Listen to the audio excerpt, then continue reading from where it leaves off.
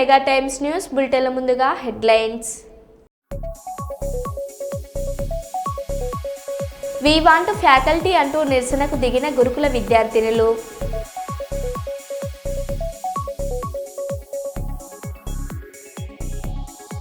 హైదరాబాద్లో భారీ వర్షం, నీట మునిగిన కాలనీలు.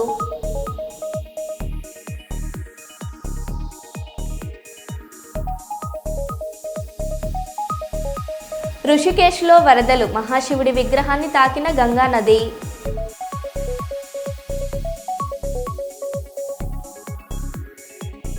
హైదరాబాద్లో ప్రముఖ హాస్య నటుడు బ్రహ్మానందం ఇంట్లో తమిళ్ హాస్య నటుడు యోగిబాబు సందడి. శ్రీ కోదండ రామాలయంలో విశ్వ హిందూ పరిషత్ బజరంగ్ దళ్ ఆధ్వర్యంలో సామూహిక వరలక్ష్మి వ్రతం.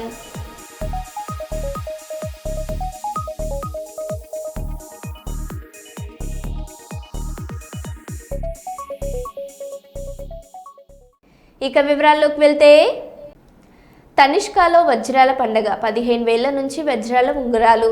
3 రోజుల పాటు తనిష్క వజ్రాల బంగారం ప్రదర్శనను కర్నూలు శాఖ చేపట్టిందని మేనేజర్ సిబ్బంది ప్రవీణ్ కుమార్, మేరీ సందీప్ వీరేష్లు తెలిపారు. కర్నూలు నగరంలోని జిల్లా పరిషత్ పక్కన గాంధీనగర్ ఎదురుగా ప్రధాన రహదారిలో తనిష్క 8వ తేదీ శుక్రవారం, 9వ తేదీ శనివారం, 10వ తేదీ ఆదివారం 3 రోజుల పాటు వజ్రాలు బంగారం ప్రదర్శన ఏర్పాటు చేశారు.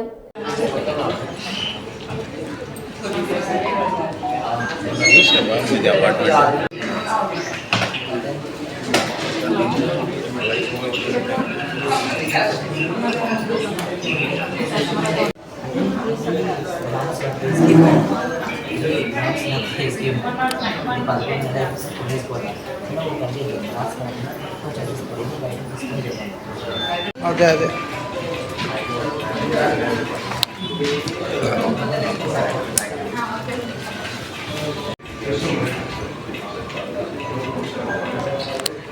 ముస్తఫా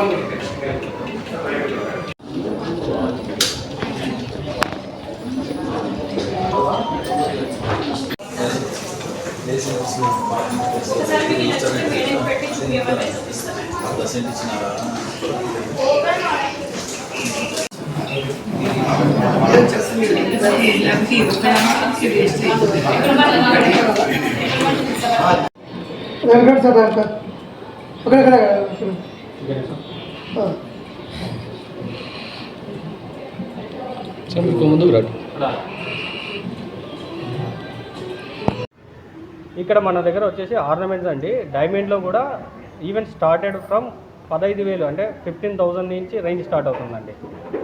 దీంట్లో కూడా సపరేట్ గ్రేడ్స్ ఉన్నాయి, దాంట్లో వాల్యూస్ ఉన్నాయి. వన్స్ ఒకసారి మీరు ఎప్పుడు విజిట్ చేయకుండా ఒకసారి విజిట్ చేయండి స్టోర్కి. మేము అన్నీ మీకు సపరేట్గా దాని ప్రాముఖ్యత ఏంది ఏం కదా అని మేము ఎక్స్ప్లెయిన్ చేస్తామండి. Thank you. సార్, ఈ 3 రోజుల పాటు తనిష్క ఎగ్జిబిషన్ పెట్టింది. కస్టమర్లకు మీరు ఏమని పిలిపిస్తున్నారు? సరే అమ్మ. Okay sir. నమస్కారం అండి, నా పేరు ప్రవీణ్ కుమార్ అండి, తనిష్క స్టోర్ మేనేజర్. ఇప్పుడు ప్రత్యేకత ఏంటంటే ఈ 3 రోజులు మనం ఎగ్జిబిషన్ కండక్ట్ చేసామండి. డైమండ్ ఎగ్జిబిషన్ అంటే ఇండియాలో ఉన్న మొత్తం తనిష్క నుంచి సెలెక్టెడ్ ఆర్నమెంట్స్ తెప్పించడం అయింది ఇక్కడికి. దీంట్లో ప్రత్యేకత ఏంటంటే మంచి మంచి డిజైన్స్ అన్నీ ఈ 3 రోజులు 8, 9, 10వ తేదీ ఇక్కడ ఎగ్జిబిషన్ కమ్ సేల్గా మేము నిర్వహిస్తున్నాము. దానికోసమని మేము ప్రత్యేకంగా ఆఫర్ కూడా ఇస్తున్నామండి. ఆఫర్ ఏంటంటే టోటల్ వాల్యూ మీద అప్ టు 20% వరకు డిస్కౌంట్ ఉందండి. దయచేసి ఈ అవకాశాన్ని సద్వినియోగం చేసుకోవాలని కర్నూలు ప్రజలను కోరుకుంటున్నామండి. థ్యాంక్ యూ అండి. ప్రొఫెసర్ జయశంకర్ జయంతి వేడుకలను భూపాలపల్లి జిల్లా కేంద్రంలో ఘనంగా నిర్వహించారు. భూపాలపల్లి జిల్లా కేంద్రంలోని జయశంకర్ విగ్రహానికి జిల్లా కలెక్టర్ రాహుల్ శర్మ పూలమాలలు వేసి నివాళులర్పించారు. మాజీ ఎమ్మెల్యే గండ్ర వెంకటరమణారెడ్డి, సింగరేణి జీఎం రాజేశ్వర్ రెడ్డి పూలమాలలు వేసి నివాళులర్పించారు. ఈ సందర్భంగా వారు మాట్లాడారు.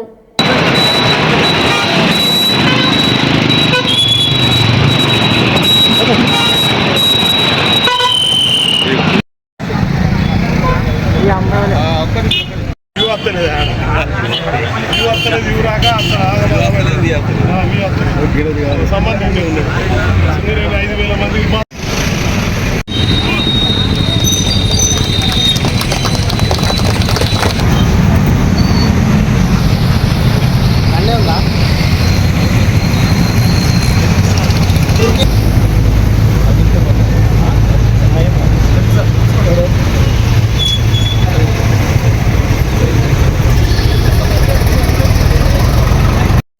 కేసీఆర్ ఫోటో ఉందని కంటి వెలుగు అద్దాలను చెత్త కుప్పలో పడేశారు. వికారాబాద్ జిల్లా కొత్తగడి దగ్గర చెత్తలో కంటి వెలుగు అద్దాలు. బీఆర్ఎస్ ప్రభుత్వ హయాంలో పేద ప్రజలకు కంటి వెలుగు ద్వారా ఉచితంగా సరఫరా చేసిన అద్దాల మీద కేవలం కేసీఆర్ ఫోటో ఉందని, దీంతో గత ప్రభుత్వం ఆనవాళ్లు కనపడొద్దని రేవంత్ రెడ్డి చెప్పడంతో వాటిని చెత్త కుప్పల్లో పడేసిన అధికారులు.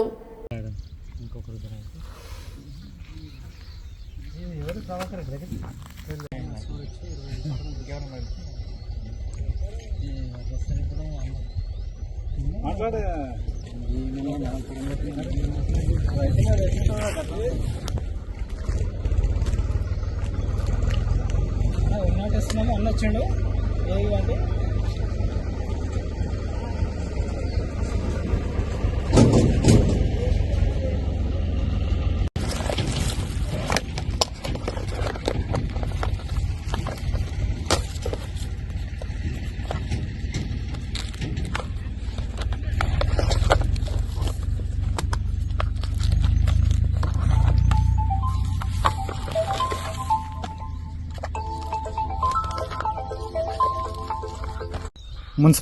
వికారాబాద్ మున్సిపల్ పరిధిలోని కొత్తగాడి శివారు ప్రాంతంలో వైద్యాధికారులు గతంలో కేసీఆర్ గారి ప్రభుత్వంలో కంటి వెలుగు అనే ఒక ప్రతిష్టాత్మకంగా తీసుకున్న ఒక కార్యక్రమాన్ని దాంట్లో నిరుపేదలకు కంటి అద్దాలు పంపిణీ చేయాలనే ఉద్దేశంతో ఉచితంగా కంటి అద్దాలు పంపిణీ చేయడం జరిగింది.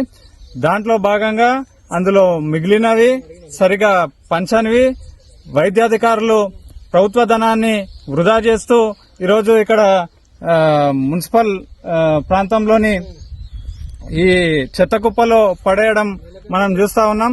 ఇంత దుర్మార్గమైన చర్యకు పాల్పడ్డ వైద్యాధికారుల పైన జిల్లా కలెక్టర్ చర్య తీసుకోవాలి. అదేవిధంగా ఈ రేవంత్ రెడ్డి ప్రభుత్వంలో ప్రజాధనాన్ని ఎలా వృధా చేస్తున్నారనేది మనం దీన్ని చూసి గమనించవచ్చు. కాబట్టి వెంటనే జిల్లా కలెక్టర్ గారు సంబంధిత అధికారులపైన చర్య తీసుకోవాలని డిమాండ్ చేస్తా ఉన్నాం. ఎస్సీలను శ్మశానంలోకి అనుమతించాలి.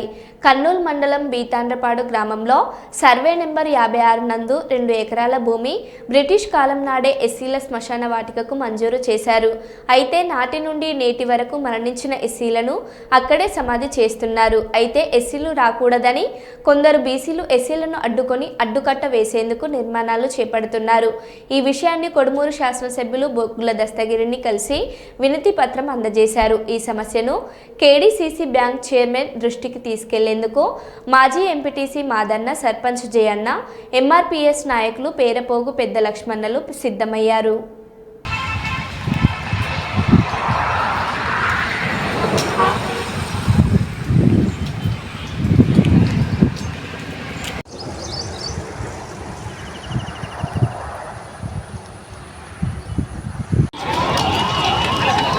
అన్నా అదిగా మజ్జిగ అడకదా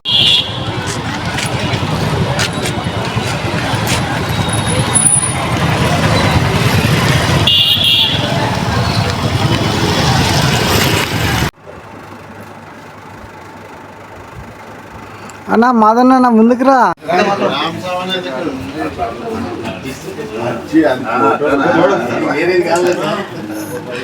గ్రామంలో శ్మశాన వాటికలో ఎస్సీలని బూడ్సకూడదని చెప్పేసి బీసీలంతా గేటు పెట్టి కాంపౌండ్ కావాలి కట్టి తాళం వేసుకుంటున్నారు. కాబట్టి అక్కడ ఎస్సీలకు కూడా కొంత 2 ఎకరాలు ఉంది, 1 ఎకరా ఎస్సీలకు కేటాయించవలసిందిగా కర్నూలు మండలం బీతాండ గ్రామంలోని సర్వే నెంబర్ 56లోని బదల గ్రౌండ్ ఉన్నది. అది ఎస్సీ కాలనీకి 1920 ఇళ్ళు ఇచ్చారు. ఆర్ఎస్ ప్రకారంగా మరి బ్రిటిష్ కాలంలో మనకు అది గ్రామానికి అంతా ఇచ్చారు. ఈరోజు కేవలం బీసీలు మాత్రం మాకే ఇచ్చినారు హిందూ శ్మశాన వాటిక అని చెప్పి దాంట్లో మాలామాదిగల్ని పెట్టొద్దని కూడా వాళ్ళు గేటు కట్టుకొని దాన్ని నిర్బంధించడానికి ప్లాన్ చేస్తారు. కర్నూలు మండలము బీతాండ్రపాడు గ్రామంలో శ్మశాన వాటిక సమస్య ఏర్పడింది. దీనికి ఎవరు శత్రువులు కాదు, కులాలకు మతాలకి అందరికీ శ్మశాన వాటిక కావాలి. దీనికోసం మేము ఎమ్మెల్యే గారిని కలవడం జరిగినది. మళ్ళీ సాయంకాలం కూడా వీలైతే విష్ణువర్ధన్ రెడ్డి గారిని కూడా కలుస్తాము. ఇక్కడ మంగళగిరి పోలీస్ కాలనీ, సికామణి నగరు, అలాగే బీసీ కాలనీ, కింద ఎస్సీ కాలనీ అందరూ సమానమే. ఇందులో ఎవరు ఏ కులము ఏ మతము అనేది తేడా లేదు. అందరికీ శ్మశాన వాటిక అవసరం. అందుకోసమే మేము ఉన్న శ్మశాన వాటికని కొత్త వాళ్ళు ఎంతోమంది చేరి ఉన్నారు. వాళ్ళ కోసం బీతాండ్రపాడు మంగళగిరి కాలనీ. నా పేరు కృష్ణ. ఇక మనం ఇక్కడ 30 సంవత్సరాల నుంచి మంగళగిరి దగ్గర జీవనం ఉంటున్నాం. అక్కడ వాళ్ళకి మంగళగిరి కాలనీ, శ్రీకామన్నారు పోలీస్ కాలనీ వాళ్ళ ఇక్కడే స్థలం ఇవ్వాలని ఈ శ్మశాన వాటికలో. అది గవర్నమెంట్ భూమి. వీళ్ళు మా భూమి అని జనాల్ని దాపరం చేయని వెంటనే బూడిసరికి వెంటనే మళ్ళీ వేసి వాళ్ళు బీసీలు బెదిరించి ఇచ్చేస్తున్నారు. కంపల్సరీ మాకు కలెక్టర్ గారు కూడా కలిసి అర్జీ ఇచ్చినాము, ఎమ్మెల్యే గారు కూడా ఇచ్చినాము. దానిపైన చర్య తీసుకొని ఎస్సీలకు సగం కేటాయించాలని కోరుతున్నాం. రాముడు, మంగళగిరి కాలనీ, బీతాండ్రపాడు. శ్మశాన వాటిక గురించి మాట్లాడడం కోసం వచ్చాము. ఎమ్మెల్యే దగ్గరికి అర్జీ ఇవ్వడానికి వచ్చాము. శ్మశాన వాటికలో ఎస్టీ వాళ్ళని పెట్టనివ్వకుండా వాళ్ళు మాకు అబ్జెక్షన్ చేస్తూ ఉన్నారు. బీసీ వాళ్ళు అబ్జెక్షన్ చేస్తే ఇప్పుడు మేము కొత్త వాళ్ళం, మేము వచ్చి 32 సంవత్సరాలు అవుతుంది. 32 సంవత్సరాల నుండి ఎస్సీ వాళ్ళని ఏదో ఎస్సీ కాలనీలో ఏదో బీతాండ్రపాడు గ్రామంలోని ఎస్సీలు బీసీలు బీతాండ్రపాడు గ్రామంలోని పూర్వం నుండి ఎస్సీలు బీసీలు మా నాయన మా జేబుల కాలం బీసీల వాళ్ళ జేబుల కాలం కాబట్టి ఐకమత్యం ఉండి ఒకటే సమాజంలో అంత్యక్రియలు జరుపుకునేవాళ్ళు. ఇప్పుడు ప్రజెంట్గా ఉన్నవాళ్ళు బీసీలు కొంతమంది ఎస్సీ వాళ్ళకి లేదని తెలపరిచి మీరు ఇక్కడ పూడ్చబడ్డని అంత్యక్రియలు చేయొద్దని మాకు ఇన్ఫర్మేషన్ ఇస్తున్నారు. కాబట్టి ఇక్కడ ఉన్న ఎస్సీ వాళ్ళు ఎక్కడ పెట్టుకోవాలని వాళ్ళు చూపించాలా కోరుతున్నాము. కాబట్టి వాళ్ళు ఏమంటున్నారంటే మీకు ఇక్కడ సమాధానం లేదు, మీరు ఎక్కడైనా వేరే చోట చూసుకోమని చెప్పినందుకు మేము ఎమ్మెల్యే గారికి రెఫర్ చేసినాము. ఆయన ప్రభుత్వాధికారులను దృష్టిలో పెట్టుకొని రెడ్డికిగా కేడీ చైర్మన్ గారికి రెఫర్ చేస్తాము. త్వరలో దానికి ఎస్సీలకి బీసీలకి సరిసమానంగా వాటా చేయవలసిందిగా కోరుచున్నాం బీతాండ్రపాడు ప్రజల తరఫున. హైదరాబాద్లోని కుండపోత వర్షం జూబ్లీ హిల్స్, బంజారా హిల్స్, పంజాగుట్ట, అమీర్పేట, ఎస్ఆర్ నగర్, ఫిలిం నగర్, బోరబండ, అబిడ్స్, తార్నాక, హిమాయత్ నగర్, రాయదుర్గం, హైటెక్ సిటీ, మాదాపూర్, ఎల్బీ నగర్, దిల్సుఖ్ నగర్ ప్రాంతాల్లో భారీ వర్షం కురుస్తుంది. దీంతో నగరంలోని పలు కాలనీలు నీట మునిగాయి. బంజారా హిల్స్, దేవరకొండ, బస్తీ, ఖైరతాబాద్ ప్రాంతాల్లో భారీగా నీరు నిలిచింది. నగరంలోని ప్రధాన రహదారులపై వర్షపు నీరు నిలవడంతో వాహనదారులు తీవ్ర ఇబ్బందులు పడుతున్నారు.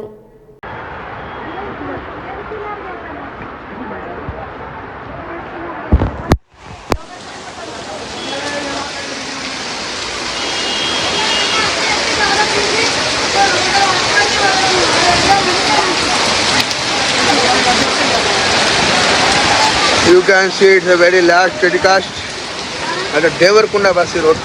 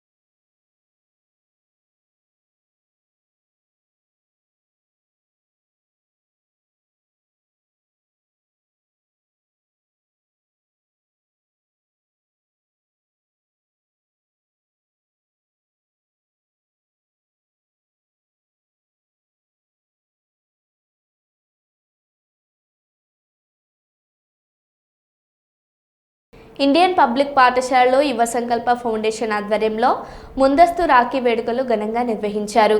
విద్యార్థులకు రాఖీ కట్టి సోదర భావాన్ని వ్యక్తపరిచారు.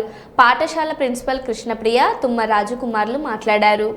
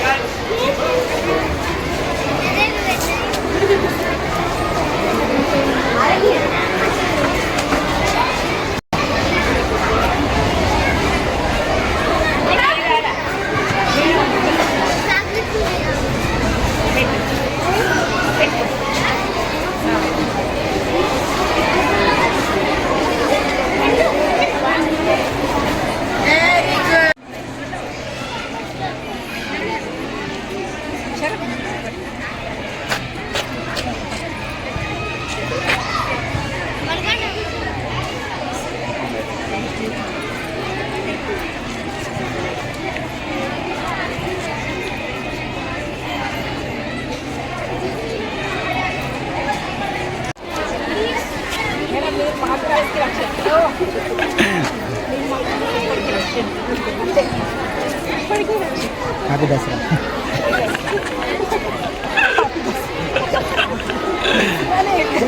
దసరా ఉంటుంది మేడం. ఫస్ట్ డే చేసుకుంటారు, సెకండ్ వచ్చింది కాబట్టి అలా అర్థమైంది. సిస్టర్ని నువ్వు మంచిగా చూసుకోవాలి, ఓకేనా? Sister thank you.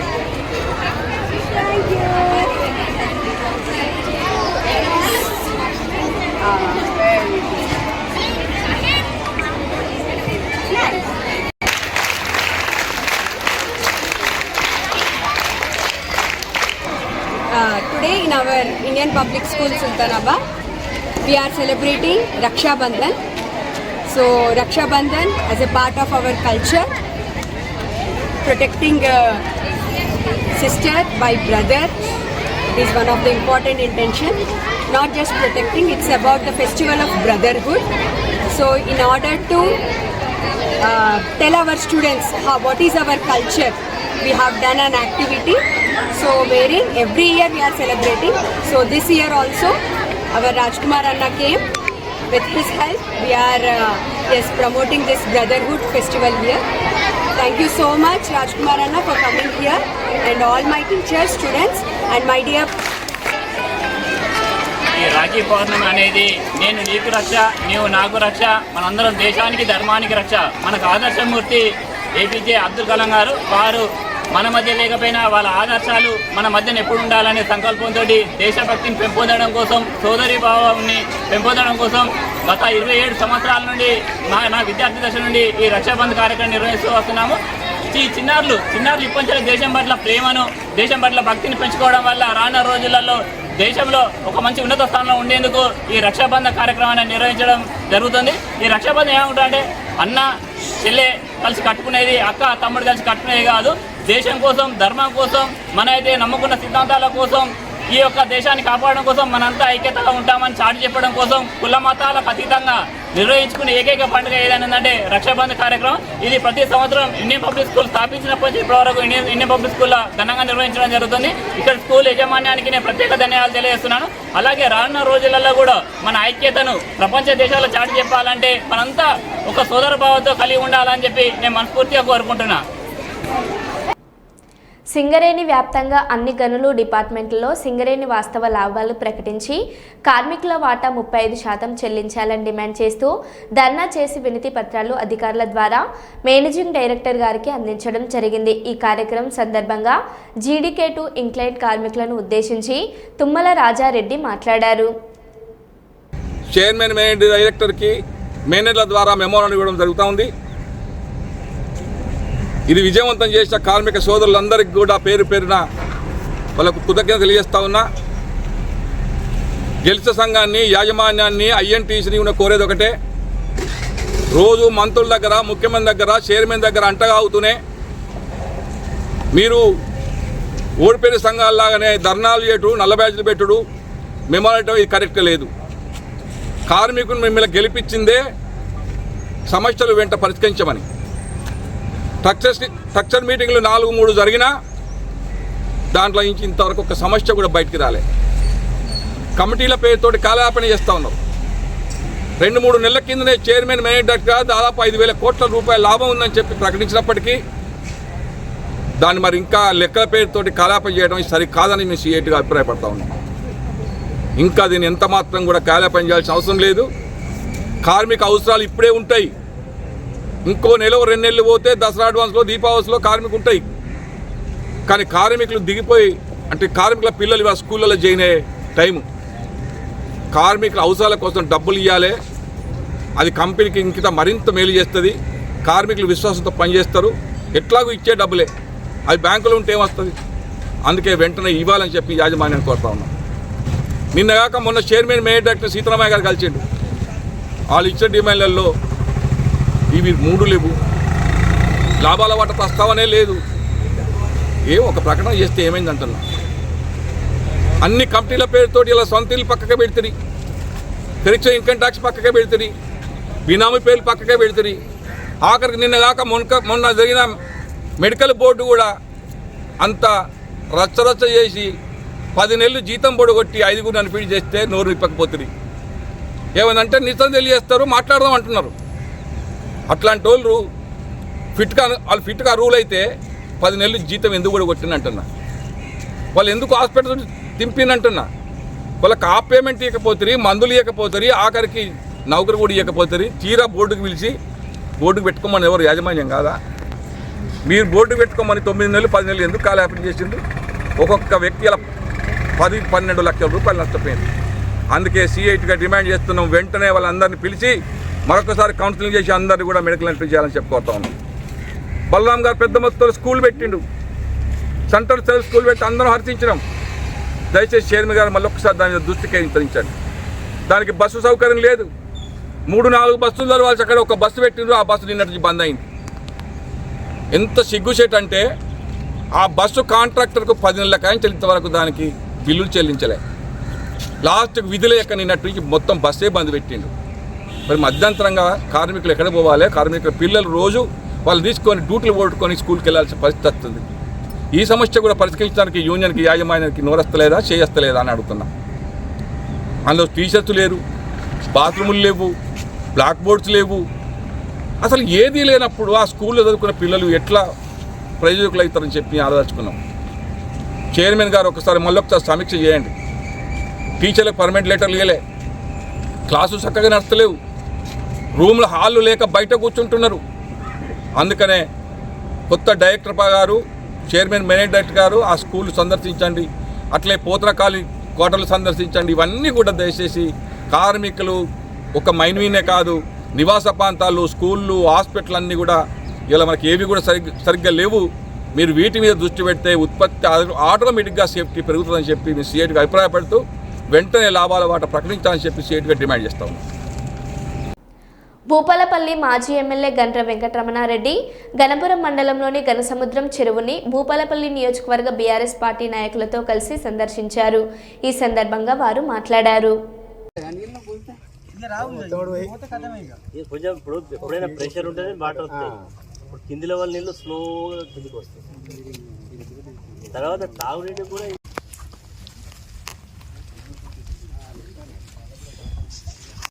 గన్పూర్ మండలంలో ఉండేటువంటి ఘనసముద్రం చెరువు ప్రాంగణంలో ఉన్నాం. ఇది ఎప్పుడో కాకతీయులు కట్టినటువంటి పెద్ద చెరువు ఇది. దీన్ని రైతులు ఇక్కడ ప్రతి సంవత్సరం కూడా 2 పంటలు వేసుకోవడం జరుగుతున్నది. కానీ ఈ సంవత్సరం వర్షాలు ఆశించినటువంటి స్థాయిలో లేవు. ఇప్పటికే దాదాపు 30 ఫీట్లు ఫుల్ లెవెల్ ఉండేటువంటి ఈ చెరువు ఇప్పటికే 14 ఫీట్ల చిల్లరే ఉన్నది. అంటే కింది వాటర్ డెడ్ స్టోరేజ్, మిగతా మొత్తం కూడా మీద ఉన్నటువంటి వాటరే ఎక్కువ ఉంటుంది. కాబట్టి ఇట్లాంటి పరిస్థితులు ఉంటాయని చెప్పి మరి ఆనాటి ప్రభుత్వం కేసీఆర్ గారి నాయకత్వంలో ఉండేటువంటి ప్రభుత్వం దేవాదుల నుంచి రామప్ప నుంచి గ్రావిటీ కెనాల్ ద్వారా మరి ఘన సముద్రానికి నీళ్లు తీసుకురావాలని చెప్పి నిధులు కూడా కేటాయించి టెండర్లు కూడా పిలవడం జరిగింది. ప్రభుత్వం యొక్క అసమర్థత వల్ల, చాతగాంతనం వల్ల ఇప్పటివరకు కూడా పనులు నోసుకోలేకపోవడం జరుగుతున్నది. కాబట్టి సరే వర్క్ విషయంలో తర్వాత జరిగిన ఇప్పుడు రామప్ప నుంచి డైరెక్ట్గా గన్పూర్కు నీళ్లు తీసుకురావాలి. ఎందుకంటే నీళ్లు లేకపోతే ఇక్కడ వేసినటువంటి పంట పొలాలు నాట్లేసినటువంటి రైతుల్లో ఆందోళన కనబడుతూ ఉన్నాయి. కేవలం డైరెక్ట్గా 5,000 ఎకరాలు ఉన్నా ఇండైరెక్ట్గా ఇంకొక 5,000, మరి అదేవిధంగా మోరంచర్ నుంచి కూడా దాదాపు 5 నుంచి 10,000 ఎకరాలు ఇండైరెక్ట్గా కూడా పంట పడుతుంది. ఇంట్లో నీళ్ళు ఉంటేనే మోరంచల నీళ్ళు ఉంటాయి. కాబట్టి ప్రభుత్వం తక్షణమే రామప్ప నుంచి ఈ చెరువులోకి నీళ్లు తీసుకురావాలని చెప్పి రైతుల పక్షాన డిమాండ్ చేస్తున్నాం. ఎందుకంటే రైతులు ఇప్పటికే నాకు చాలామంది ఫోన్ చేస్తున్నారు, మా పంటలు పండుతాయా లేదా, కాలం చూస్తున్నాం ఎట్లా ఉన్నదని చెప్పి అనుమానం వ్యక్తం చేస్తున్నారు. కాబట్టి ప్రభుత్వం తక్షణమే దీని మీద దృష్టి పెట్టాలి. ఇరిగేషన్ శాఖ అధికారులు, జిల్లా కలెక్టర్ గారు దీని మీద దృష్టి పెట్టి తక్షణమే నీళ్లు నింపాల్సిందిగా రైతుల పక్షాన ఈ ప్రభుత్వాన్ని డిమాండ్ చేస్తుంది. మరో బులెటిన్లో మళ్ళీ కలుద్దాం. Stay tune.